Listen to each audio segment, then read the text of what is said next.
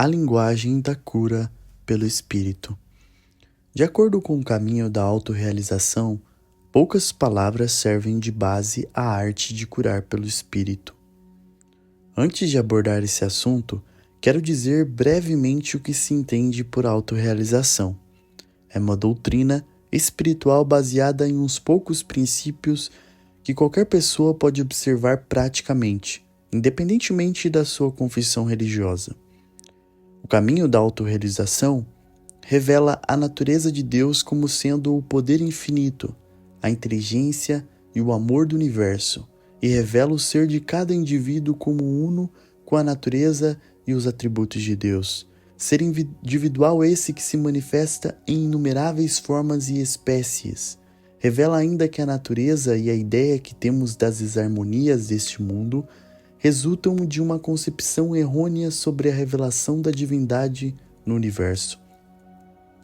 São estes os princípios universais baseados na mensagem do Cristo, quando ensina que o homem pode realizar a sua unidade com Deus mediante um contato consciente com Deus, e que o homem, assim realizado em Deus, pode trazer ao mundo harmonia, paz e integridade. A primeira e mais importante palavra neste processo de cura pelo Espírito é o pequeno vocábulo como, cuja compreensão exclui para sempre o conceito de dualidade. O Deus universal se revela como ser individual. Se isto é verdade, então não há Deus e o homem. Não há Deus mais tu. Por isso, não pode haver pessoas que se possa dirigir a Deus com alguma necessidade. Durante os anos em que eu dedicava o meu tempo exclusivamente à terapêutica espiritual, aprendi a não considerar os meus pacientes como seres humanos, nem me dirigia a Deus para que eles recuperassem a saúde. Eu via Deus em cada pessoa que me visitava. Eu via Deus como esse ser individual, e esta verdade criava harmonia. Essa verdade revelava a divindade do ser humano e do corpo deles, e esta revelação se tornou a pedra fundamental do edifício da autorrealização. Há somente Deus, que manifesta sua infinita essência e sua natureza espiritual como o teu ser, como o meu ser. Eu e o Pai somos um, não dois. Nesta unidade és tu tudo que Deus é.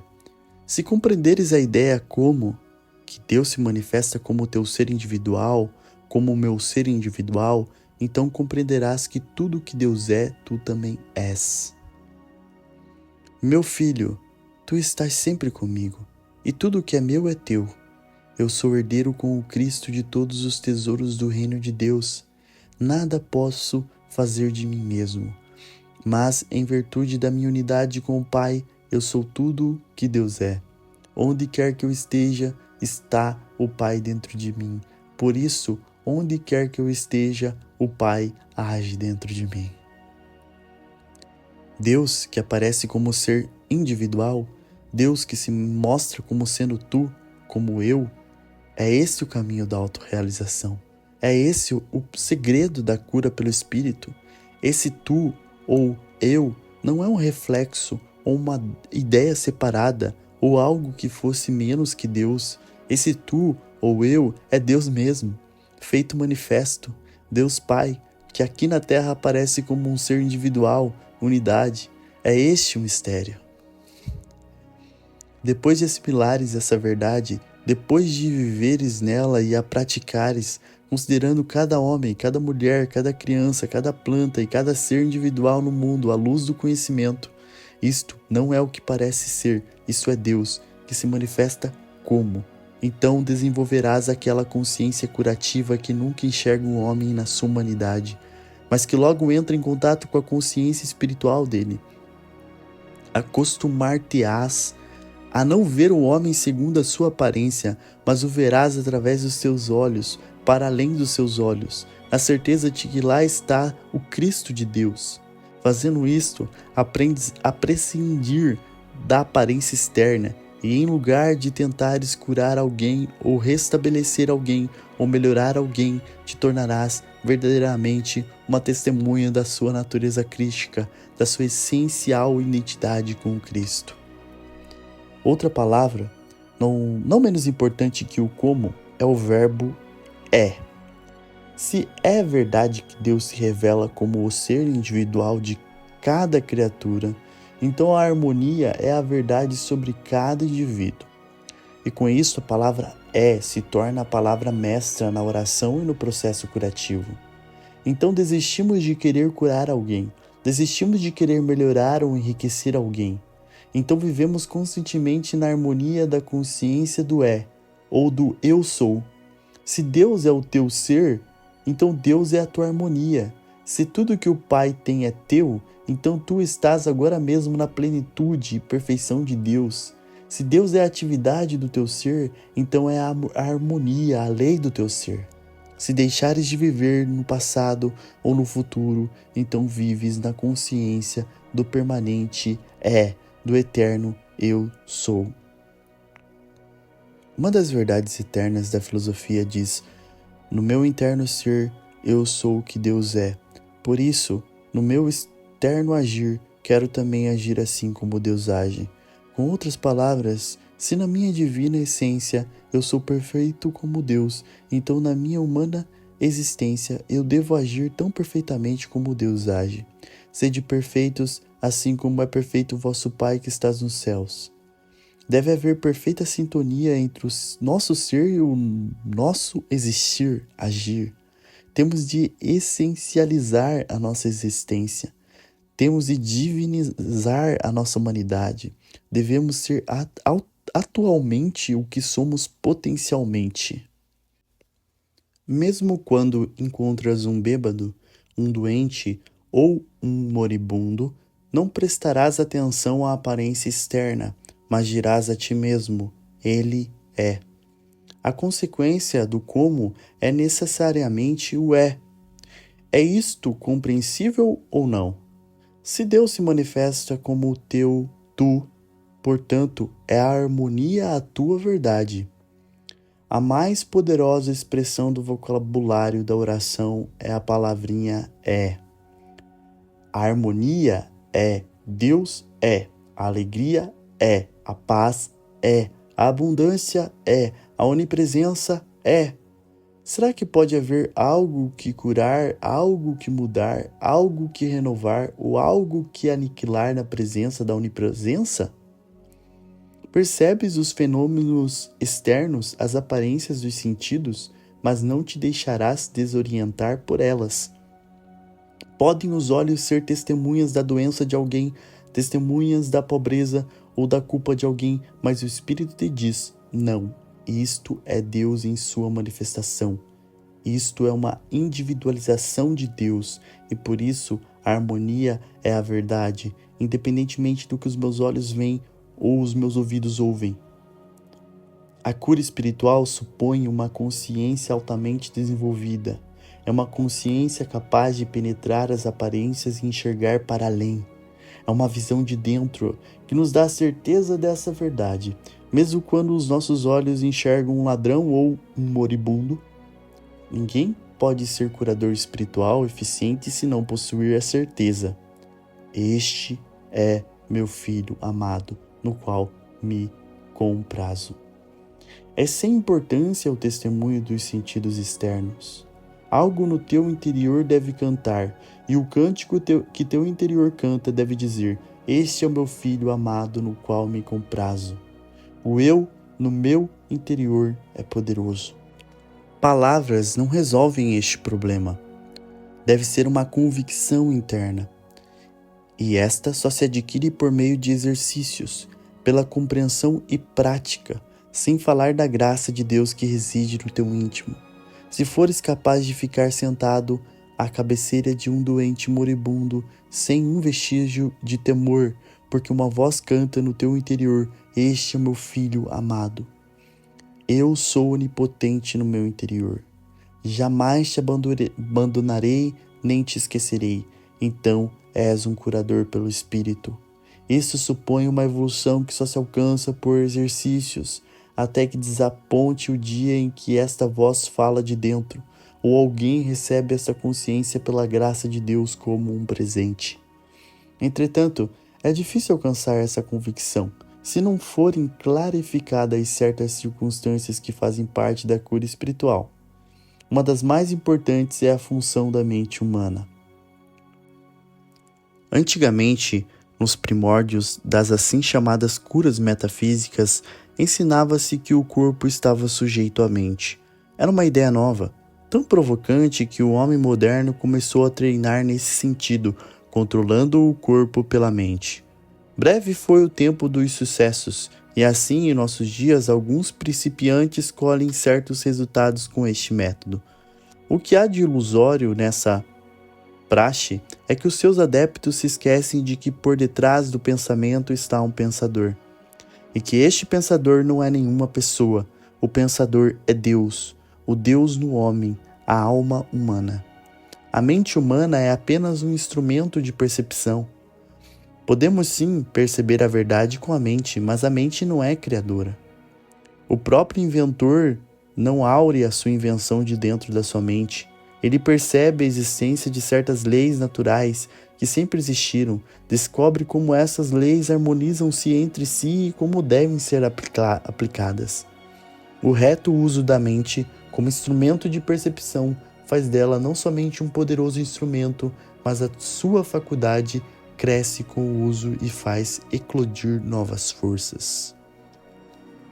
Temos dito e repetido em nossos livros que nenhum homem é fonte, mas tão somente canal. Canais são todos os finitos, fonte é somente o infinito. Os pais não criam a vida do filho, o pensador não cria o pensamento, o místico não cria a inspiração. Todos funcionam como receptores da emissora única, que é a alma infinita do cosmos, divindade. Cada antena receptora, vital, mental, espiritual, recebe e transmite o que recebeu segundo a sua capacidade receptiva. Para receber, é necessário que o canal esteja ligado à fonte e que esteja limpo, desobstruído. Estes dois requisitos aparecem no Evangelho do Cristo em nossa terminologia, como a mística e a ética. O universo, no seu aspecto ativo, causante, a naturans de Spinoza, o Pai dos céus do Cristo, é um imenso reservatório de substância vital, mental e espiritual. Cada canal finito canaliza aquilo ele que é capaz. Sabendo que a mente é um instrumento, devemos saber também de quem ela é instrumento, porque todo instrumento deve ser conduzido e controlado por alguém. Infelizmente, a maior parte dos homens não descobriu ainda aquele centro interior capaz de dirigir eficazmente o intelecto humano. Adeptos das ciências mentais, quando tentam dominar a mente pela força da vontade ou pela modificação de pensamentos, chegam geralmente à experiência de que a mente humana não se deixa dominar pelo homem. E a disposição desses estudiosos acaba por ser pior no fim do que era no princípio, revelando-se em estados de esgotamento nervoso. A mente humana é um instrumento de algo que está acima dela. Esse algo é o verdadeiro eu do homem, a tua autêntica identidade. Se esse teu eu interno guiar e controlar a tua mente, então encontrarás a paz, uma paz perfeita que transcende o entendimento humano. Certas fotografias de Thomas Edison nos dão ideia de uso correto da inteligência. Esses retratos mostram o grande inventor quase sempre com a mão junto ao ouvido, em uma atitude de intensa auscultação. Os seus colaboradores sabiam contar numerosas histórias sobre isso. Edison lhes distribuía os trabalhos de pesquisa e cada um elaborava aquilo de que era capaz. E no fim, apelavam para a sabedoria do mestre. A mão do inventor ia imediatamente ao ouvido. Edison escutava uma voz inaudível e depois dava as suas instruções para o próximo passo. Nessa altura, quero frisar a diferença entre duas atitudes. Uns tentam servir-se da mente como de uma força criadora, Outros servem-se dela como de um simples instrumento de percepção.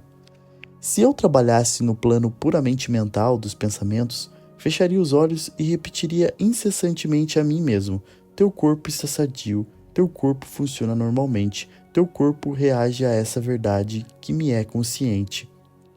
E provavelmente o resultado desse exercício mental seria um certo alívio benéfico do mal.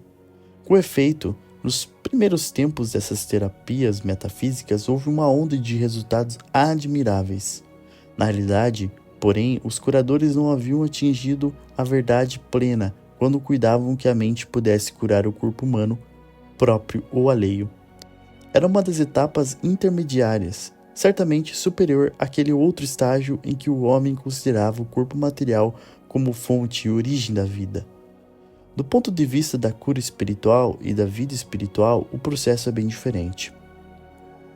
Das alturas dessa perspectiva, é Deus a alma, a vida e lei única de todos os seres. A mente humana é um instrumento e o corpo é a sua forma manifestativa externa. Quem trabalha nesse plano e recebe o grito de socorro de um doente, fecha os olhos e não pensa pensamento algum. Não reflete o que o doente deva comer ou beber ou como deveria ser a sua saúde. O curador espiritual senta-se tranquilamente na consciência de que a sua mente é um vaso receptivo. Receptivo para receber o quê? Para receber em si aquela voz suave e silenciosa que se chama Deus e que é a alma dentro do homem. Não discorre sobre coisa alguma, assume simplesmente uma atitude de auscultação. Então se fará ouvir aquela voz suave e silenciosa e a terra degela. De dentro desse silêncio em que tu te fizeste quase um vácuo auscultativo, sempre vigilante, nunca dormente, nunca fadigado, nunca hesitante, sempre consciente e ativo, na expectativa da visita do Cristo. De dentro desse grande silêncio, de dentro desse infinito que é Deus, das profundezas de tua alma, o Deus em ti se fará ouvir uma voz ou surgirá um sentimento, uma vibração, uma libertação, uma certeza, indiferente o nome que lhes des. E lá se foi a ilusão e nasceu a verdade. Não importa a natureza do problema, quer seja de caráter físico, mental, moral ou financeiro, ou se trate de harmonizar relações sociais, não faz diferença alguma, pois não é a tua sapiência que vai tratar do assunto. Tu não aures daquilo que aprendeste durante os anos da tua peregrinação terrestre. Mantens uma atitude completamente receptiva para aquilo que te criou no princípio e que sabe da situação de cada indivíduo.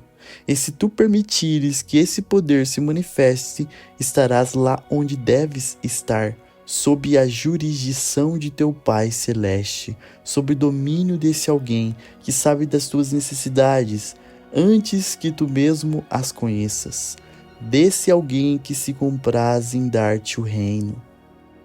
Faze da tua mente um simples instrumento de percepção, em vez de investires com a tua cabeça contra a muralha de um problema aparentemente insolúvel.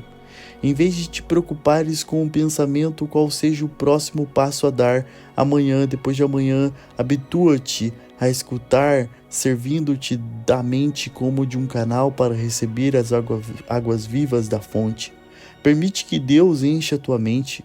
Sê uma testemunha do Espírito Divino que move, anima e penetra tanto a mente como o corpo. Percebe, através da tua mente, a verdade de Deus, e esta verdade realizará a obra, não tu, nem os teus pensamentos. Não é a atividade da tua mente que libertará alguém, é a atuação da verdade que, através do canal da tua mente, libertará alguém dos teus males. Talvez já notastes que, quando um nadador tenta manter o corpo na superfície da água, quanto mais agita os membros, mais vai afundando. O que ele deve fazer é manter-se em estado de calma, relaxação, movendo vagarosamente pernas e braços e deslizando suavemente pela água. É esta a atitude do curador espiritual, uma calma e tranquila receptividade. A cura pelo Espírito é algo maravilhoso, quando se nos torna tão natural como o nadar ou como o respirar. Se não for isto, por que ser mais fatigante que o mais duro trabalho diário? O curador espiritual, quando está alicerçado na verdade divina, mantém-se livremente suspenso em Deus e permite que o Espírito de Deus flua através dele. Deixa jorrar a verdade e a verdade o libertará, seja a ele mesmo, seja o seu paciente. Isso é obra da verdade, nunca do homem.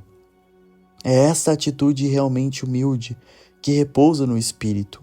Eu, de mim mesmo, nada posso fazer.